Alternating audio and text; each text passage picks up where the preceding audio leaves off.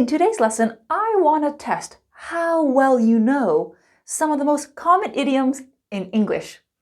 These idioms will help you express yourself in a really natural way. Here's what's going to happen. First, I'm going to bleep out the idiom. Oh, no problem. And then I'm going to give you 5 seconds to guess the missing word.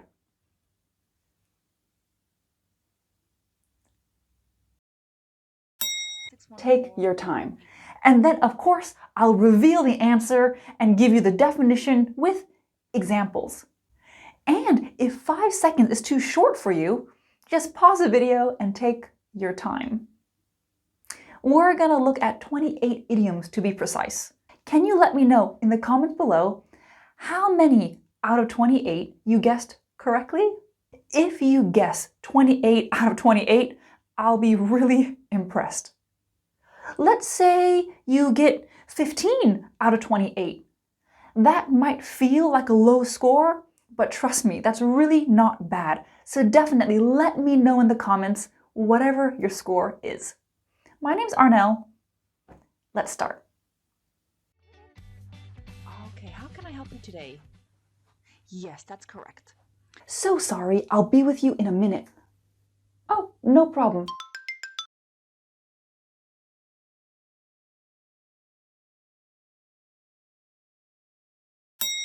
Idiom number 1.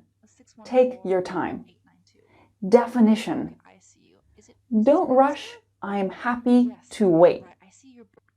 Imagine you have a Skype or a Zoom meeting. Before the meeting, the other person messages you. Sorry, I need 1 more minute. You can write back. Take your time. This means I'm happy to wait. It's a very polite thing to say. What's with this weather? I've never seen such awful weather before. It's been raining for weeks, hasn't it?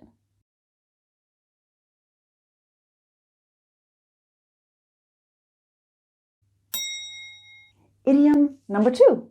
You can say that again. Definition: I completely agree with you. Let's look at the pronunciation. Okay, you can say, that's fine. You can say that again. You can say that again. I completely agree with you. And remember, the special thing about idioms is they are not literal, meaning you cannot translate an idiom word for word. Remember that during this lesson. You can say that again doesn't mean say something again.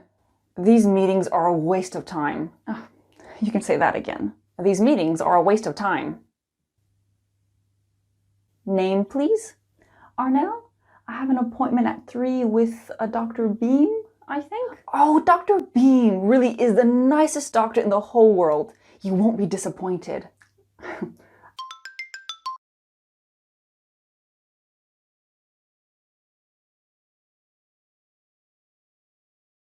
I'll take your word for it.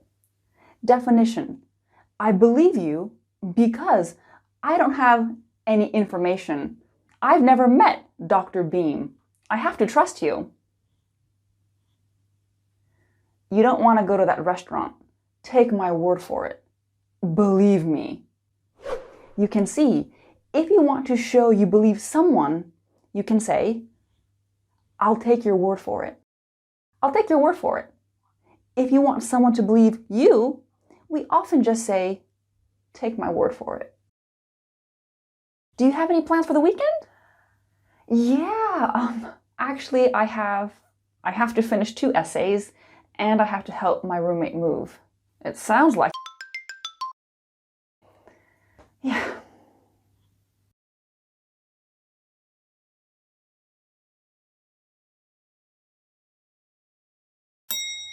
You have your work cut out for you. You have your work cut out for you. Definition: wow, you will be very busy. You have your work cut out for you is a way to show sympathy wow, you're going to be really busy.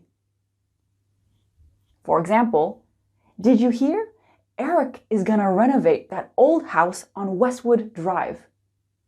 Really? Whew, he has his work cut out for him. He's going to be really busy.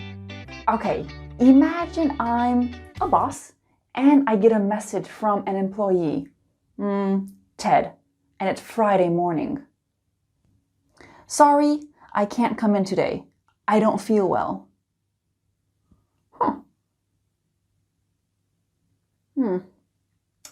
That message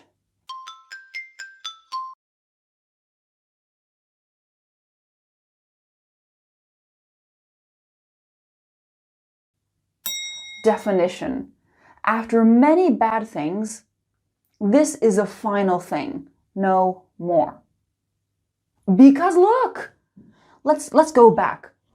Last week, sorry, I'm sick. I'm not coming in. Also last week, I'll be 45 minutes late. 2 weeks ago, my dog is sick. What? Today's message is the last straw. This is actually a really interesting idiom. It comes from the story, The Straw That Broke the Camel's Back. Okay, here is a camel, and this is straw, and a piece of straw. Yes, this is also a straw. So this camel is already carrying a lot, right? This camel is stressed. I'm gonna add one more piece of straw.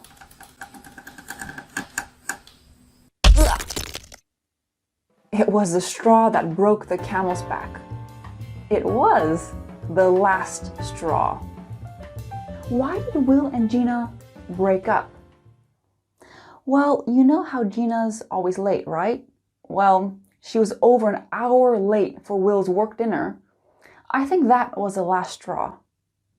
You can see, after many times, this was the last time, and then they broke up. Let's get back to Ted. Okay, he's constantly late, and he's always sick. I might need to fire him. Well, actually, he's only 18, and this is his first job. I should probably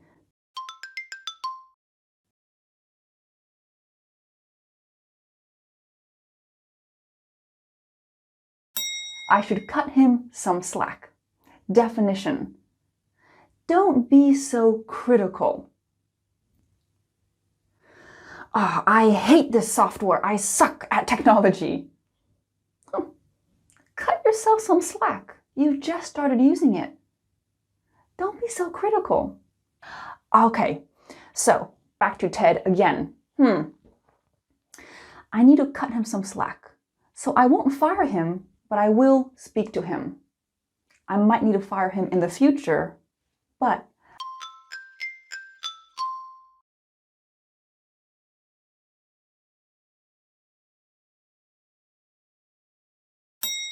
I'll cross that bridge when I come to it. I am here, and my bridge is way over there. And my bridge is a potential problem. Do I need to deal with it now? No, I'll cross that bridge.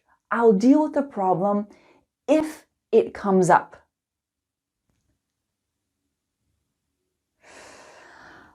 We might need to cancel the barbecue. It might rain. Let's cross that bridge when we come to it. The weather looks fine.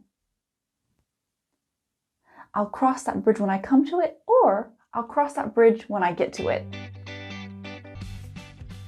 You're home early. Are you okay? Well, you know, I woke up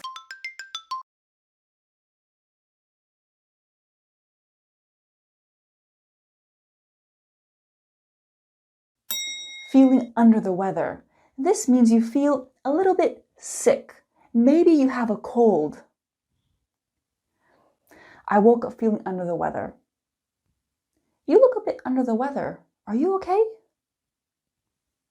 Anyway, I went to work. I was feeling rough all morning. My boss sent me home.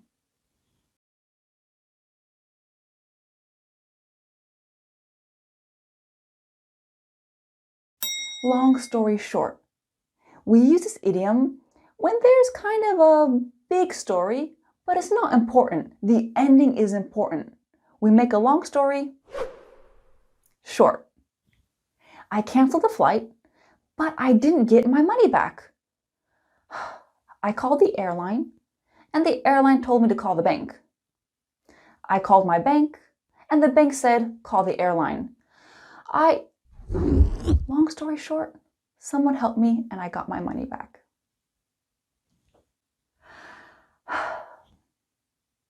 I know it's only 3 o'clock, but I'm gonna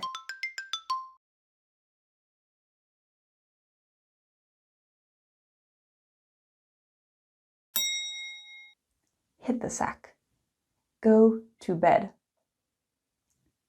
We have an early flight tomorrow. We'd better hit the sack.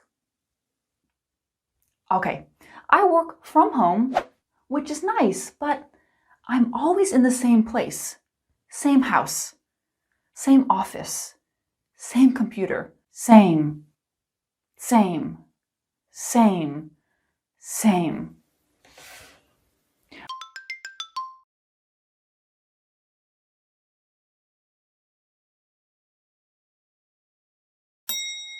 A change of scenery. A change of scenery. Definition: you go to a different place because you are tired of the same place. What is scenery? Scenery. Scenery. Scenery is like a view, kind of like this picture, a landscape. This is beautiful, but sometimes we need a change. I usually work at home, but sometimes I go to a cafe for a change of scenery. Because of this COVID pandemic and all of the lockdowns, I think we could all use a change of scenery. You know, a change of scenery would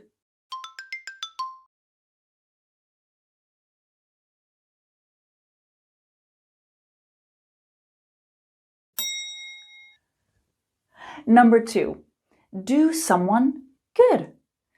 Definition: something has a positive effect on a person. A change of scenery would do me good. We often use this idiom with some or a lot of. Going for a walk would do you some good. Joining the army did Jonathan a lot of good. He became more mature and disciplined. Right. So I booked a mini weekend getaway. I booked my hotel, I booked my rental car, and I bought travel insurance. I honestly don't think I need travel insurance. I'm only gonna be gone for 2 days, but it gives me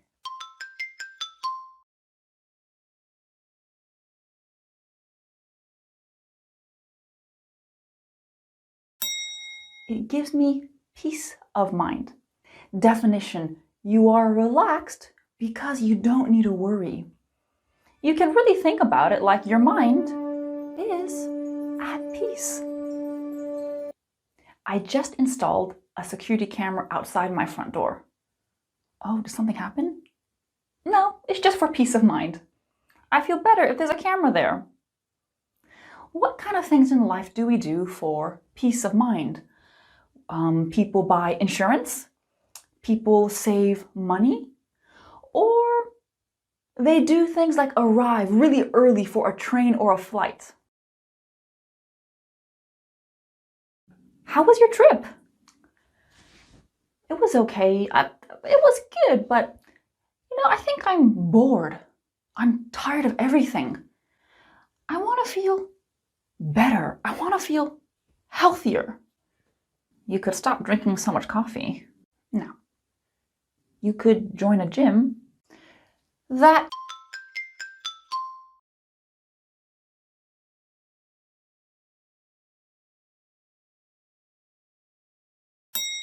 the last thing I want, the last thing I need. Definition, I definitely don't want or need this.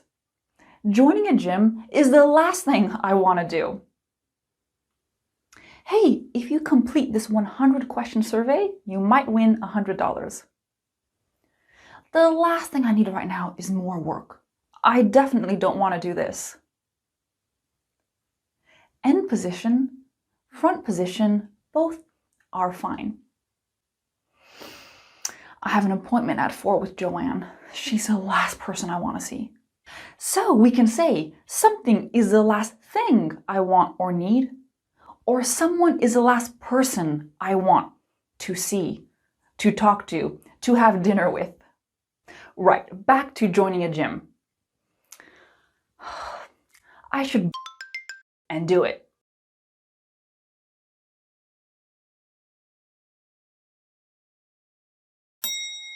Bite the bullet. This is a bullet. Do you think biting a bullet is easy or difficult? Difficult. Is it pleasant or unpleasant? Unpleasant. Definition. You do something unpleasant because it's necessary. I should bite the bullet and join a gym.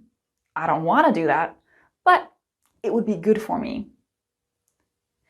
In life, when do we need to bite the bullet? Number 1, when we have to pay for something we don't want to pay for.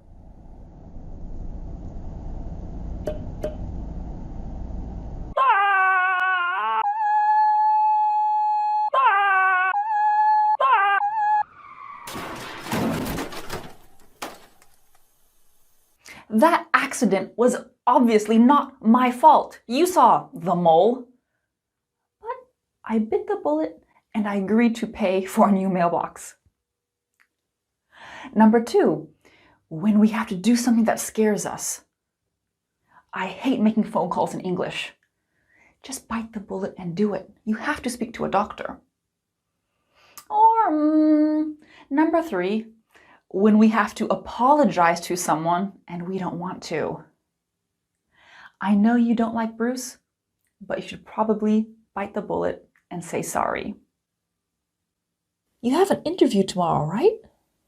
Yeah, I do. Thank you. What was the name of the last company you worked for? Oh no. Oh, what's the name of the company? Oh, come on, I worked there for 5 years. Can't believe.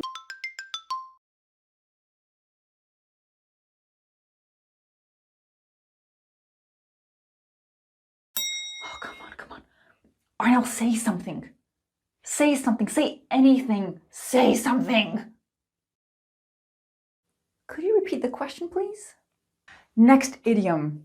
Your mind goes blank. Definition. You completely forget everything. In that moment, it's like, poof, your brain stops working. It was so embarrassing. My mind went blank in the middle of my speech. Some of my students say this to me. Whenever I try to speak English, my mind goes blank. Okay, so I asked the interviewer to repeat the question. Of course. What was the name of the last company you worked for? Well, I worked there for 5 years, and the name of the company, it's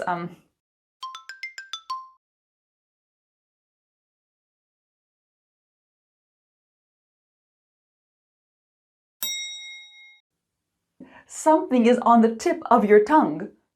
That's a tongue, and there's the tip. Ooh, tongue, not tongue you. Definition. You know a word or a name, but you just can't say it. It's on the tip of your tongue. Who's this? Oh, I know her. Oh, she was a really famous Hollywood star like 100 years ago. Oh, her name, it's on the tip of my tongue. That's Mary Pickford. Okay, this idiom tells the listener that you know something, but you just can't say it. Whew, interview done. And we have one more idiom to go. Idiom number 8 needs a little bit of an introduction. Maybe you've seen those clips on YouTube called celebrating too soon or celebrating too early. For example, you might see a cyclist. Oh, he thinks he's won. Ah, he celebrated too soon. We don't want to celebrate too soon, and we don't want to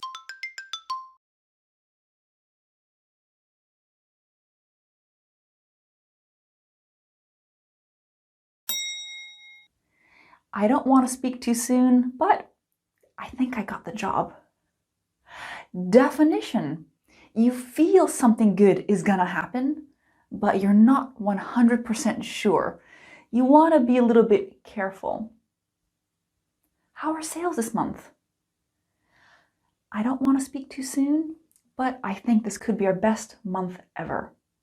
Do I know this is going to be our best month ever? No, but I have a good feeling about it. Are you okay, Kelly? No,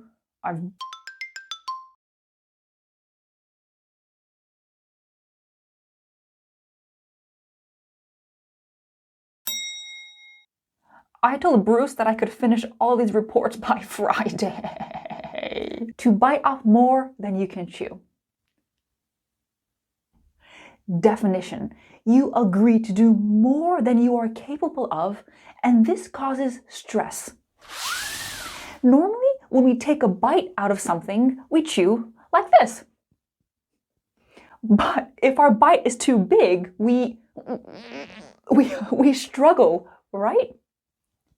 So Kelly has bitten off more than she can chew.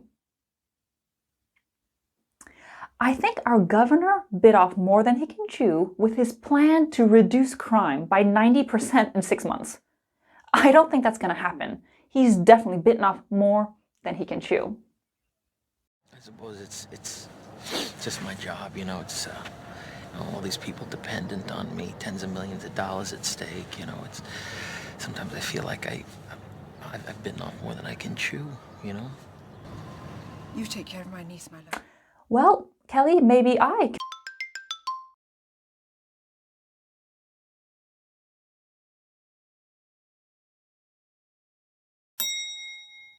To lend someone a hand or to give someone a hand. Same thing. Definition. To help someone with a practical task. Carol is going to lend me a hand with my website this weekend. She's going to help me. Can you lend me a hand with these boxes? Can you help me? So I'm offering to lend Kelly a hand. Right. So, Kelly, let's make a list of everything that can help you. Lists are helpful. Oh God, Bruce is going to be so angry at me. He's going to fire me. No, I'll quit. Don't. He's not going to fire you, and you're not going to quit.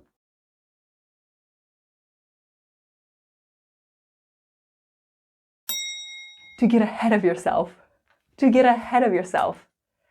Definition. To become too excited, too confident, or too worried about something that hasn't even happened. And remember, too is negative.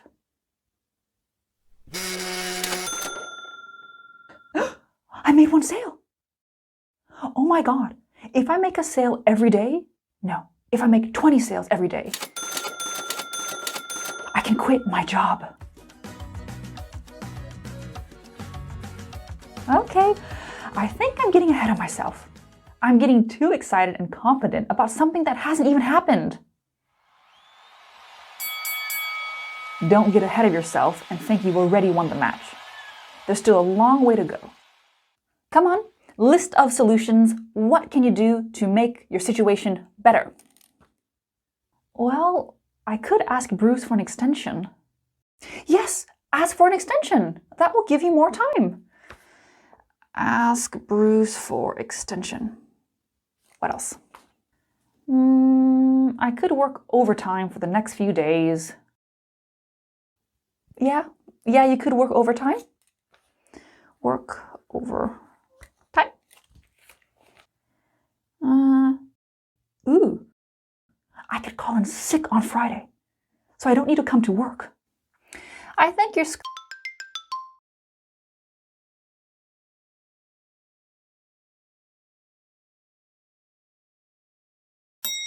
to scrape the barrel.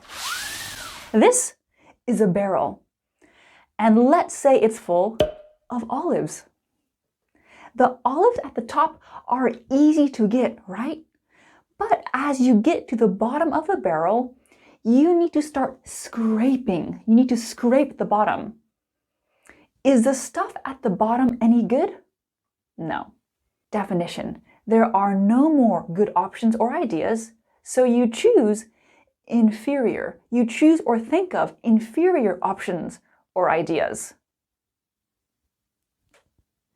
The company is scraping the barrel by hiring unqualified candidates due to the immense shortage of manpower. My fashion design professor asked all of the students to each think of 10 interesting hat ideas for summer. 10. That's a lot. By number 7, I was really scraping the barrel. I mean, a hard hat that's also a cereal bowl. You don't want to know what I did for 8, 9, and 10. How did you ever get command of a ship? I realize in wartime they have to scrape the bottom of the barrel, but where'd they ever scrape you up? There's just one thing left for you, mister. So, I was telling Kelly that she's scraping the barrel with that last idea. Pretending to be sick is a terrible idea. I also told Kelly not to be tempted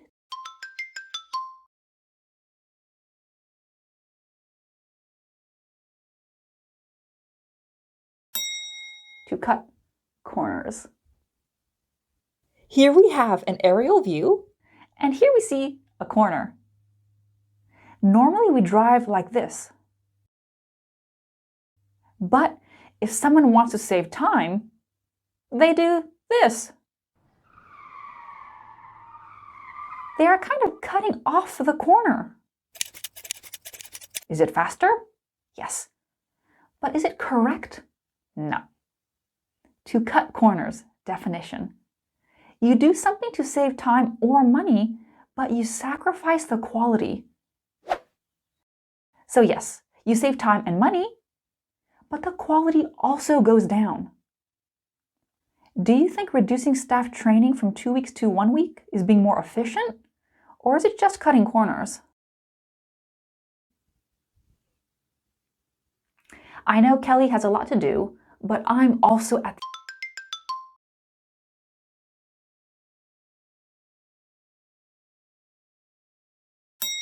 to be at the end of your tether. This is a horse, and this is its tether. Can a horse go farther than its tether? No.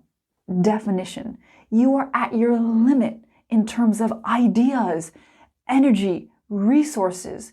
You can't go on, just like a horse on its tether. This idiom expresses frustration due to exhaustion. After dealing with Bob's complaints for so long, Jake was at the end of his tether. Not a single doctor can tell me what's wrong with my back. I'm in so much pain, but nobody can see anything wrong with my back. I'm really at the end of my tether. Anyway, I have lots to do. Let me introduce you to my team, my wonderful team. Kayla, Dan, and Parker. Parker is great, but you need to take everything he says with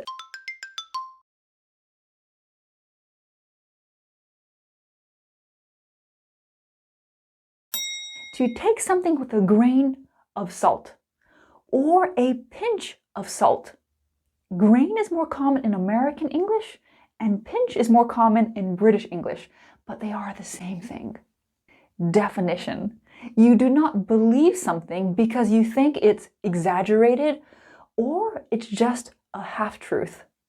So when Parker tells you he was on hold all day, just take that with a grain of salt. He was probably only on hold for 5 minutes. He tends to exaggerate. The Johnny Depp versus Amber Heard trial was a famous trial in 2022. At one point, we hear this. You knew Mr. Depp had a scheduled business meeting or a money meeting that evening, right? No, I knew he said he did. I didn't know if he had one. Addicts lie all the time. So you didn't trust him? I took it with a big grain of addict salt. This idiom clearly expresses not trusting someone fully. And normally we do not add anything to this idiom. Here, addict is just an extra description. The four of us are a great team. We're currently working on a big landscaping project together. Landscaping is making a garden or a piece of land more attractive. For example, before and after. Our company's name is The Big Green. Our main competitor is Garden Bay. Garden Bay likes to cut corners. Their services are a lot cheaper than ours, but they do like to use super cheap fertilizers and materials which contaminate the soil and harm the wildlife around it. If we did that, we would save so much money and we would probably get more clients. But we don't want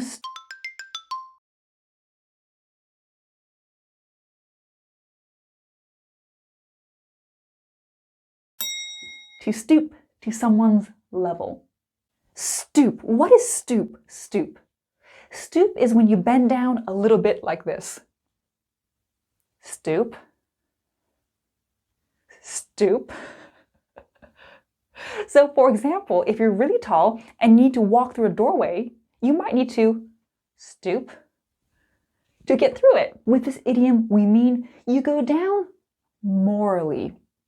Definition. You do something morally wrong because someone else is doing it. Tess and I got into an argument. Later, she started posting really nasty things about me on Facebook. I can also post nasty things about her on Facebook. But I don't want to stoop to her level. That's her level. This is my level. I don't want to stoop to her level. How old are you? Oh, I'm so sorry. Did that hurt? Hey, no, I will not stoop to your level. Oh, that's it. You're a dead. Someone from Garden Bay actually contacted us and multiple other landscaping companies. They wanted to know who our clients were for research purposes.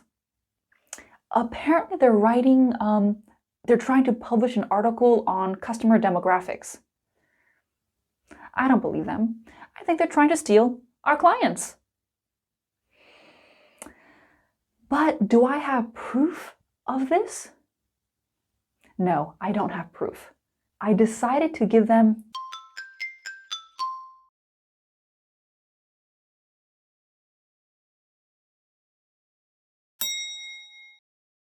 someone the benefit of the doubt. You decide to believe someone because 1, there is no proof they are lying. 2, maybe they're telling the truth. And 3, you want to be a trusting person. So I gave Garden Bay the benefit of the doubt and told them about one client. Maybe they really are trying to do some research, and that research might actually help us.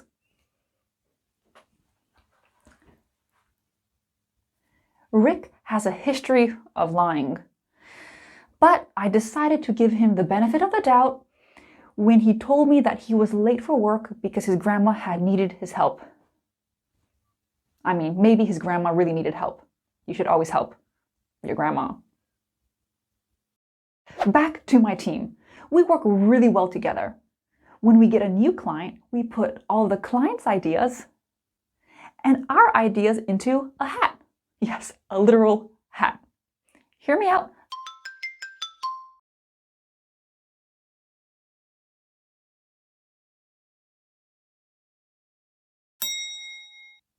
We pull out several ideas and that's what we start with. There's a method to this madness. There's a method to this madness is more common in American English, and there's method in this madness is more common in British English, but they mean the same thing. Madness. Madness means craziness. Definition. What I'm doing might seem crazy, but there's an actual strategy. So, pulling ideas out of a hat might seem like a crazy idea, but it's a fun way to get the project going, and it divides the work up evenly and fairly. There's a method to the madness. My brother is so unorganized, yet he runs a successful accounting firm. Obviously, there's a method to his madness. Done. How did you do? Definitely let me know in the comments below. I hope this lesson helped you, and I'll see you next time. Thank you for watching. Bye!